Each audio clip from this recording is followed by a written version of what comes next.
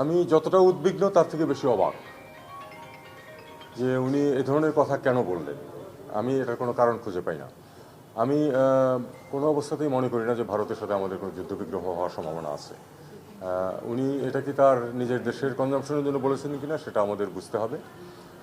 আর উনি যেভাবে বলেছেন এটা বিটিং অ্যারাউন্ড দ্য বুশ অনেকটা, কারণ ইউক্রাইনের যুদ্ধের কারণে তো ভারতের যুদ্ধ প্রস্তুতির আমি কোনো প্রয়োজন দেখি না, বা হামাসের সাথে যে সমস্যা হচ্ছে তাতে করেই বা ভারতের অন্ততপক্ষে এখানে কি সম্পর্ক।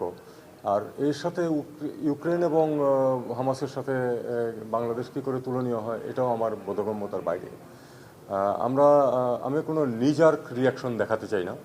আমরা অবশ্যই এটা দেখবো যে উনি কেন এরকম কথা বলেছেন। আমি এই মুহূর্তেই এই সম্বন্ধে কিছু বলতে চাই না, কারণ আমি বললাম যে এইটুকু যোগাযোগ হয়েছে ওইটুকু যোগাযোগ হয়েছে, এটা বরং রাখুন। আমি বলেছি যে নিজার্ক কোনো রিয়াকশন দেখাতে চাই না। আমরা অবশ্যই এটা দেখব যে কি হচ্ছে, কেন হচ্ছে, এটা আমাদের দেখতে হবে। আমরা সেটা দেখব।